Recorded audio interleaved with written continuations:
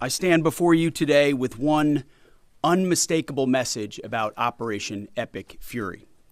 America is winning, decisively, devastatingly, and without mercy. Under the direct command of President Trump, the War Department unleashed this operation early Saturday morning, just 4 days ago, which means we need to remember two things. First, we are only 4 days into this. Metrics are shifting, dust is settling, and more forces are arriving. It's very early. And as President Trump has said, we will take all the time we need to make sure that we succeed. Second, we are only 4 days into this. And the results have been incredible. Historic, really. Only the United States of America could lead this. Only us. But when you add the Israeli Defense Forces, a devastatingly capable force, the combination is sheer destruction for our radical Islamist Iranian adversaries. They are toast, and they know it. Or at least, soon enough, they will know it. And we have only just begun to hunt, dismantle, demoralize, destroy, and defeat their capabilities, just 4 days in.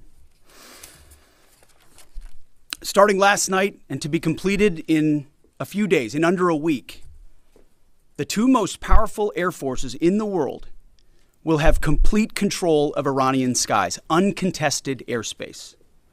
I hope all the folks watching understand what uncontested airspace and complete control means. It means we will fly all day, all night, day and night, finding, fixing, and finishing the missiles and defense industrial base of the Iranian military, finding and fixing their leaders and their military leaders, flying over Tehran, flying over Iran, flying over their capital, flying over the IRGC, Iranian leaders looking up and seeing only U.S. and Israeli air power every minute of every day until we decide it's over. And Iran will be able to do nothing about it. B-2s, B-52s, B-1s, Predator drones, fighters, controlling the skies, picking targets. Death and destruction from the sky all day long. We're playing for keeps. Our warfighters have maximum authorities granted personally by the president and yours truly. Our rules of engagement are bold, precise, and designed to unleash American power, not shackle it. This was never meant to be a fair fight, and it is not a fair fight. We are punching them while they're down, which is exactly how it should be. Thus far, Operation Epic Fury has delivered twice the air power of shock and awe of Iraq in 2003, minus Paul Bremer and the nation building. The campaign has 7 times the intensity of Israel's previous operations against Iran during the 12-day war. 7 times. And as President Trump said, more and larger waves are coming. We are just getting started. We are accelerating, not decelerating. Iran's capabilities are evaporating by the hour, while American strength grows fiercer, smarter, and utterly dominant. More bombers and more fighters are arriving just today. And now, with complete control of the skies, we will be using 500-pound, 1,000-pound, and 2,000-pound GPS and laser-guided precision gravity bombs, of which we have a nearly unlimited stockpile. We used more exquisite standoff munitions at the start, but no longer need to. Our stockpiles of those, as well as Patriots, remains extremely strong. The enemy can no longer shoot the volume of missiles they once did, not even close. And the chairman will lay out some of those percentages. So our air defenses and that of our allies have plenty of runway. We can sustain this fight easily for as long as we need to.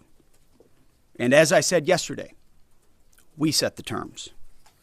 Now, you may not see much of it because the IRGC shut off the internet to the entirety of the country. They blind their people on purpose, just like they kill their own on purpose. Much was made of the volume of missiles Iran was able to shoot in the first few days. And sadly, as we projected, a few got through and killed 6 of our best, who will hopefully arrive home soon. We will avenge them, no doubt. But I liken Iran's predicament to a football team who scripted the first 20 plays of a game. The team knew what plays to run because their first few drives were scripted. But now that the game has started and the blitz is on, they don't know what plays to call, let alone how to get in the huddle and call those plays. Iran's senior leaders are dead. The so-called governing council that might have selected a successor, dead, missing, or cowering in bunkers, too terrified to even occupy the same room. Senior generals, mid-level officers, enlisted ranks, they can't talk or communicate, let alone mount a coordinated and sustained offensive. That's not great for morale. The Iranian Air Force is no more, built for 1996, destroyed in 2026. The Iranian Navy rests at the bottom of the Persian Gulf. Combat ineffective, decimated, destroyed, defeated, pick your adjective. In fact, last night, we sunk their prize ship, the Soleimani. Looks like POTUS got him twice. Their Navy, not a factor. Pick your adjective, it is no more. In fact, yesterday, in the Indian Ocean, and we'll play it on the screen there, an American submarine sunk an Iranian warship that thought it was safe in international waters. Instead, it was sunk by a torpedo. Quiet death. The first sinking of an enemy ship by a torpedo since World War II. Like in that war, back when we were still the War Department, we are fighting to win. Also, yesterday, the leader of the unit who attempted to assassinate President Trump has been hunted down and killed. Iran tried to kill President Trump, and President Trump got the last laugh. Now, this is not a mission accomplished situation. This is simply a reality check. The combination of U.S. and Israeli intelligence and combat power will control Iran, and will control it soon. Sure, Iran will still be able to shoot some missiles and still be able to launch one-way attack drones at civilian targets, and their proxies will attempt to attack our embassies, bases, and soft targets. They are terrorists, after all, and they need to target civilians because they can't fight toe-to-toe. But we will find them, and we will kill them. This is what the fake news misses. We've taken control of Iran's airspace and waterways without boots on the ground. We control their fate. But when a few drones get through or tragic things happen, it's front page news. I get it. The press only wants to make the president look bad, but try for once to report the reality. The terms of this war will be set by us at every step. As I said Monday, the mission is laser focused. Obliterate Iran's missiles and drones and facilities that produce them, annihilate its navy and critical security infrastructure, and sever their pathway to nuclear weapons. Iran will never possess a nuclear bomb, not on our watch, not ever. And this is why President Trump's moral clarity on Iran today is so vital.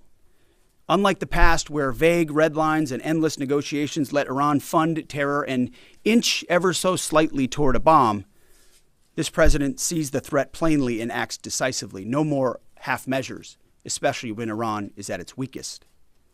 No more letting Tehran play for time while our people pay the price. His leadership ensures that we finish what we start and that we protect our warfighters by crushing the enemy before they can strike again. Our offensive operations, refined through months of relentless preparation, are unstoppable. And our defensive efforts are unprecedented. We have from the start put the protection of our troops ahead of everything else. Before we very publicly built up offensive combat power, we quietly ensured that our defensive posture and power was in place.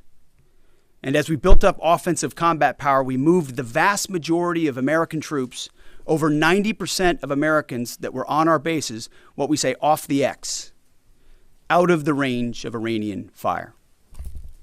Our defensive shield is equally formidable, the most sophisticated air and missile defense network ever fielded. Thousands of Iranian missiles and drones have been intercepted and vaporized. Tens of thousands of American and allied lives protected.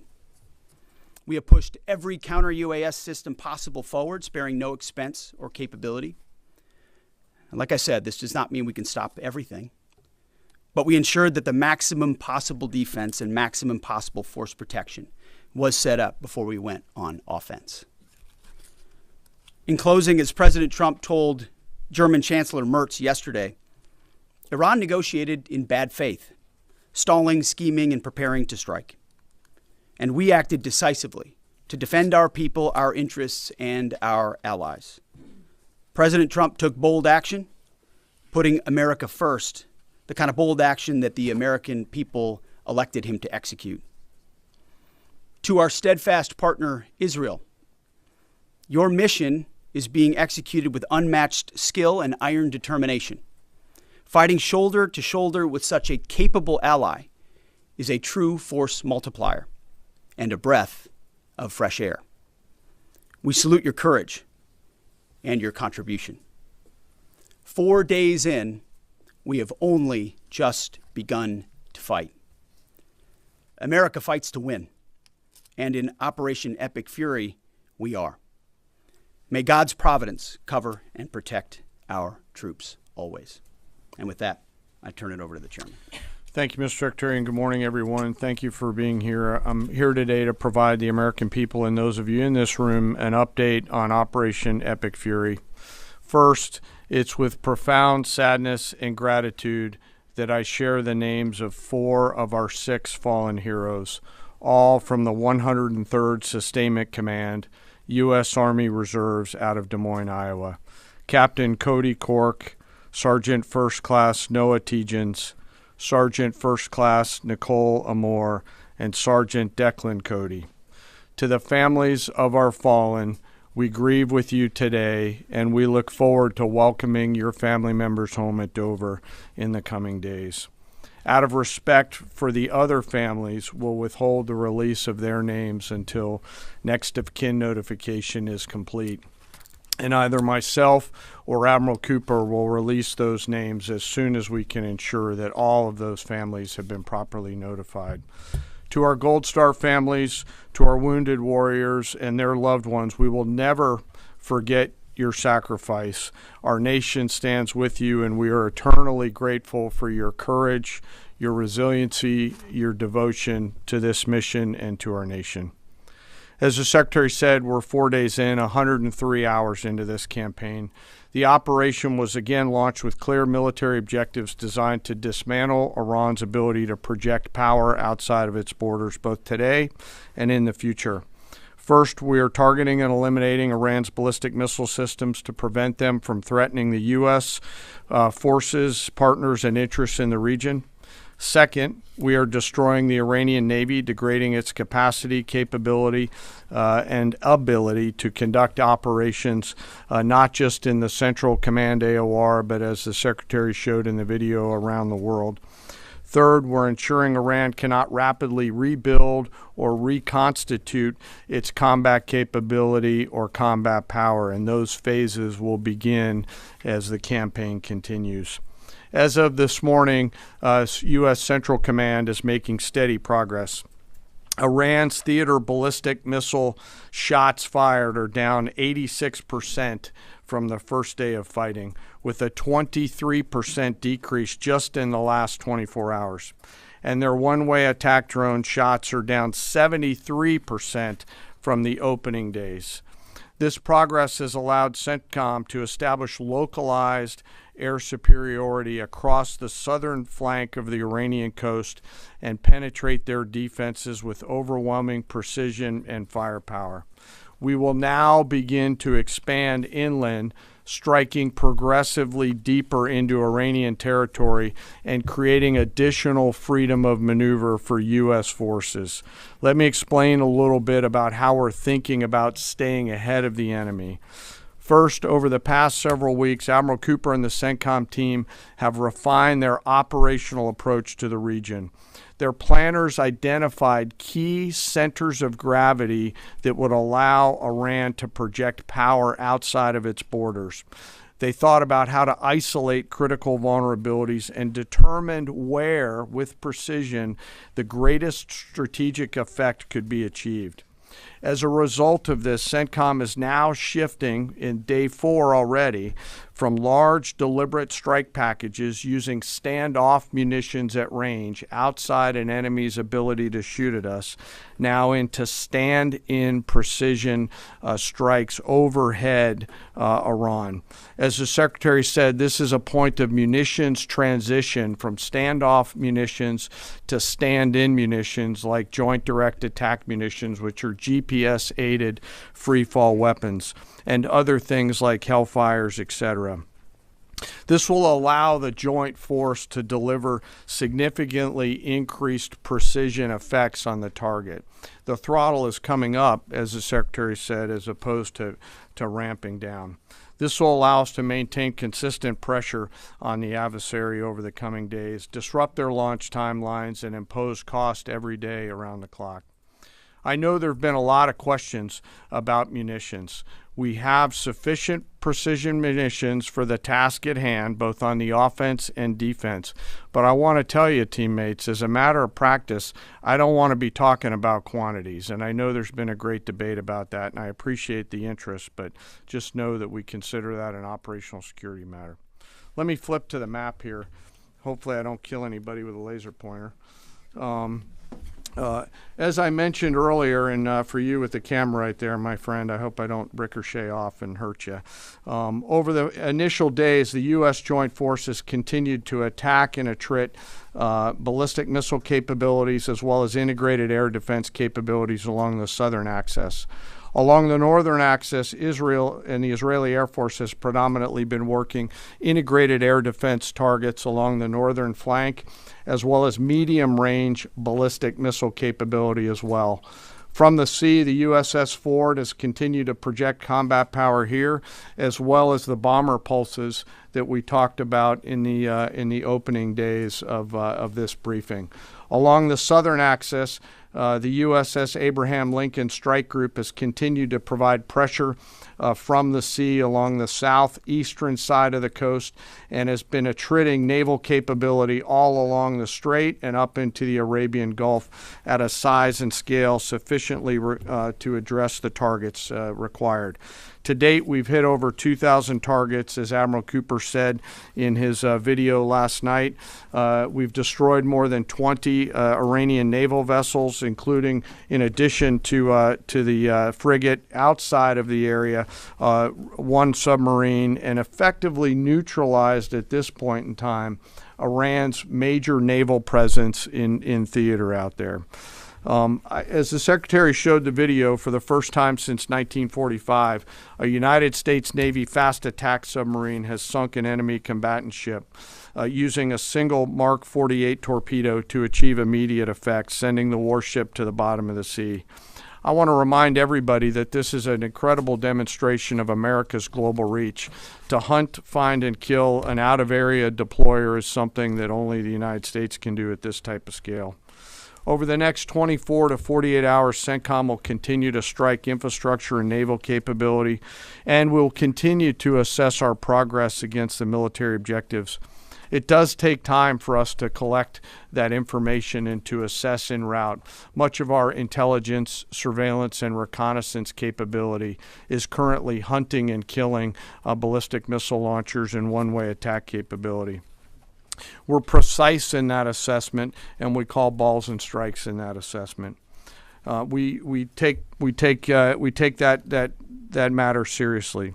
Iran, on the other hand, has been indiscriminate and more imprecise in their attacks. They fired more than 500 ballistic missiles and more than 2,000 drones, striking innocent civilian targets throughout the region.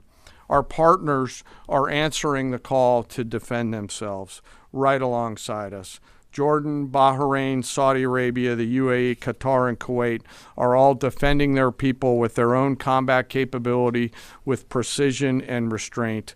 Jordanian air defense crews recently intercepted a cluster of Iranian one-way attack drones headed to Amman. Bahrain's air defense forces shot down an inbound drone approaching Manama's maritime infrastructure, protecting both their population and critical shipping lanes. Saudi Patriot batteries stopped a salvo of ballistic missiles aimed at energy facilities near Dhahran. The UAE neutralized multiple drones targeting Abu Dhabi's industrial zone, demonstrating speed and precision. And Qatari fighters for the first time have shot down 2 Iranian bombers that were en route to their location. Together, these nations are helping to defend themselves and project power as required against the enemy. We're 100 hours in. It's still very early, as the Secretary said, but the balance is shifting. We've always got to remember that these operations are complex, dangerous, and far from over. Our soldiers, sailors, airmen, Marines, Guardians, and Coast Guardsmen remain in harm's way, and we must be clear-eyed that the risk is still high. This is combat. Let us never forget this. As we continue, I ask that we hold all of our deployed teammates in our thoughts, those standing the watch, flying the sorties, sustaining the fight, and carrying our nation's burden. And I'll stop where I started, and that's remembering our 6 fallen who will return home as soon as possible. I remain humbled, grateful, inspired by every day the valor and professionalism of our joint force. They are quiet professionals through and through, out there doing America's work through the day and through the darkness. And with that, I'll take your questions along with the Secretary. Go ahead. What do you assess the enemy's control and command status is right now? And can you broadly describe our decisive point in this operation? Well, I won't describe the decisive point in the operation because that would tell the bad guys what it was. That's a good question, though. I appreciate the question. Their C2 structures in a bad way. Admiral Cooper's been continuing to pressure C2 at the IRGC C2 and other military elements, and will continue to do so. Thank you for the question. Thank you, Secretary Hegseth. Mary Margaret with the Daily Wire. Couple questions for you and then one for General Kane. Can you tell us more about how we took out the leader who was the leader of the group that was trying to assassinate President Trump? And then Turkey's defense ministry says NATO air defense systems intercepted an Iranian ballistic missile headed towards Turkish airspace. Could this trigger NATO's Article 5, and was it the U.S. who shot it down? On the first question, we've known for a long time that Iran had intentions on trying to kill President Trump and or other U.S. Officials. And while that was not the focus of the effort by any stretch of the imagination, in fact, never raised by the president or anybody else, I ensured and others ensured that those who were responsible for that were eventually part of the target list. It wasn't the beginning of the effort. We were focused on missiles and launchers, and that's the focus. But ultimately, if we had the opportunity to get at those who are trying to get at Americans specifically, we would. And so we eventually had the opportunity to do that from the air. And then on the matter with Turkey, I'll have to get back to you on exactly what the intercept looked like at that. We're aware of that particular engagement, although no sense that it would trigger anything like Article 5. No. Tie right there. You got a tie on. Yeah. Yeah. Thank you. Tom Bateman with the BBC. Can you give us an update on what the administration knows, what you know now about the reported strike on a girls' school in southern Iran on Saturday?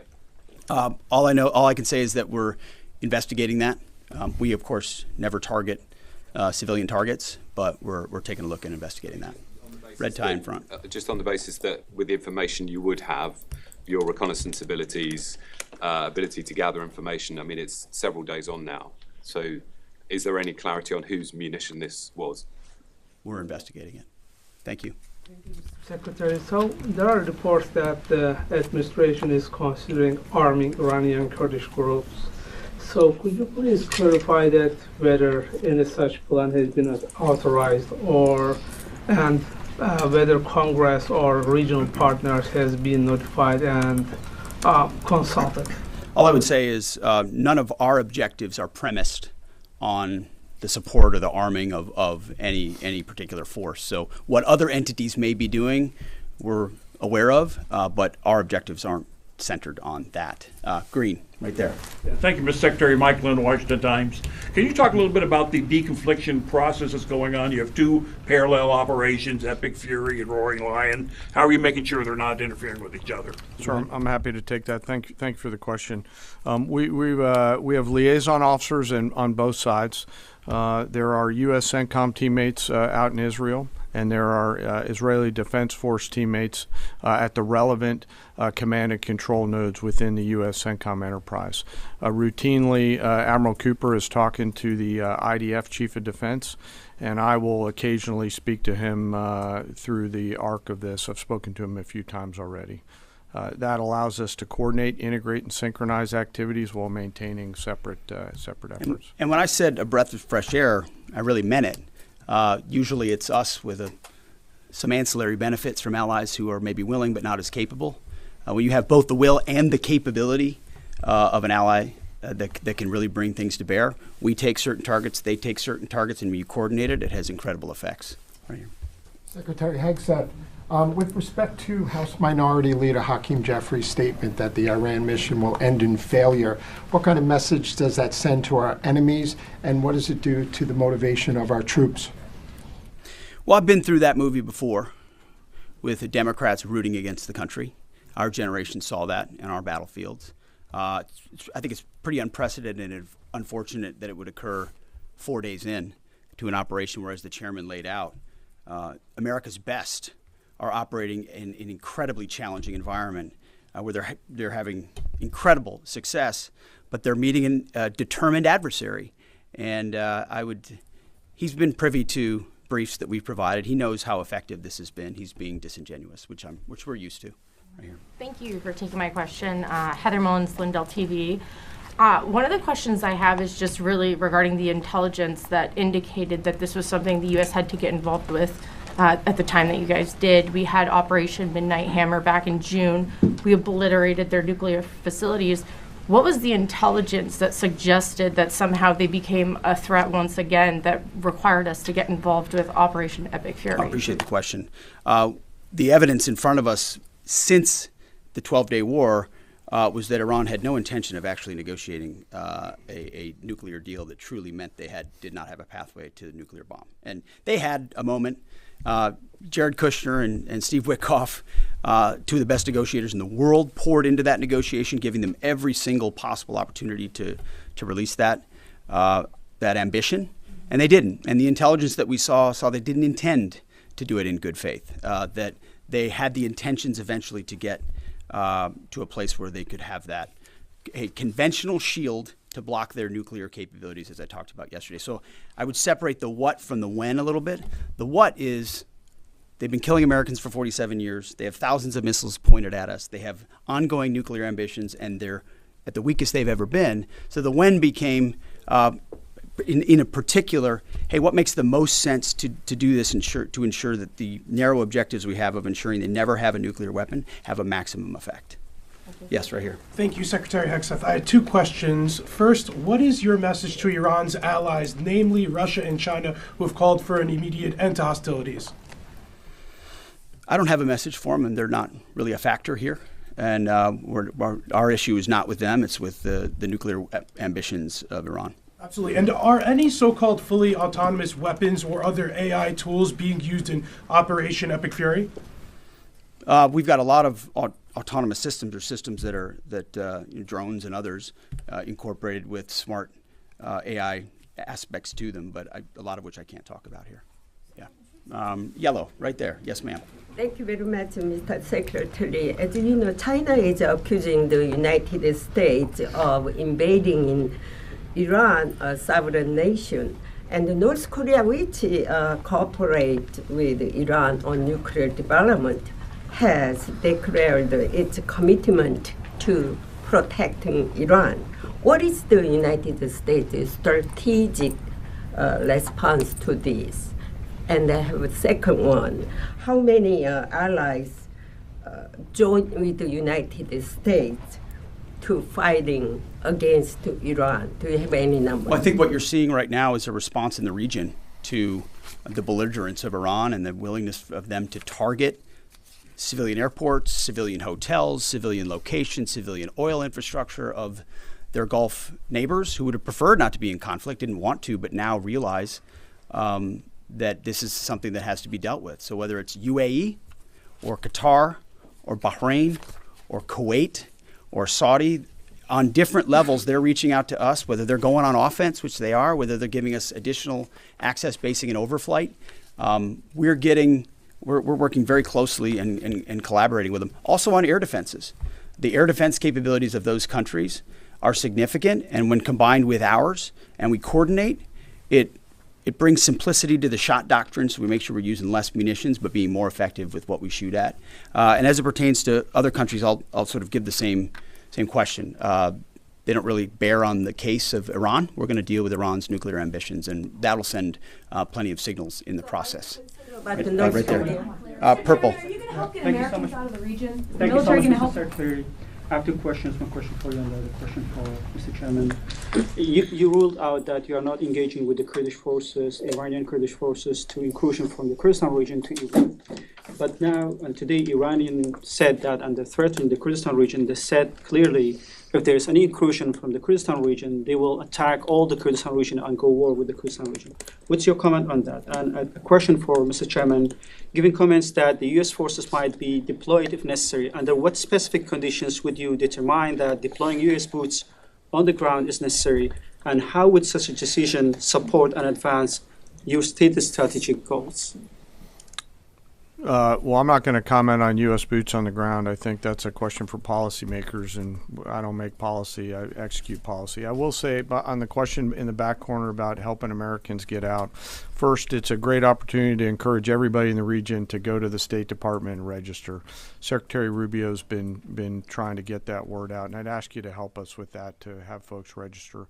We've also opened up space available seats as C-17s and other airplanes come in to try to help folks get out. But that's really a State Department matter. But to answer your question, that's what we've been doing. Absolutely. Last question right here. Secretary Hegseth, thank you. Reagan Reese with the Daily Caller.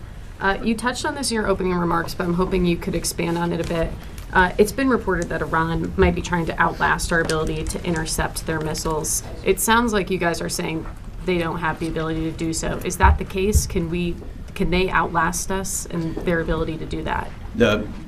Iran cannot outlast us. We're going to ensure through violence of action and our offensive capabilities and our defensive capabilities, as I said, that we set the tone and the tempo of this fight. That's why stories and speculation about different things that try to make it look like we're limited in what we can do.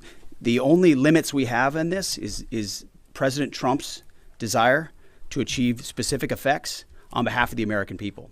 And that's why we don't talk about, you can say 4 weeks, but it could be 6, it could be 8, it could be 3. Ultimately, we set the pace and the tempo. The enemy is off balance, and we're going to keep them off balance. And we know their ability to shoot versus our ability to defend. That difference gets wider and wider every day. Our defense gets better, their offense capabilities diminish. As we are going into ammunitions that we, as we said, have tens of thousands of and can drop unlimited supplies on with even more effects than the standoff emissions we have now, which is why when we say the throttle's going up, and it's going to stay on high. Thank you all very much. Appreciate it.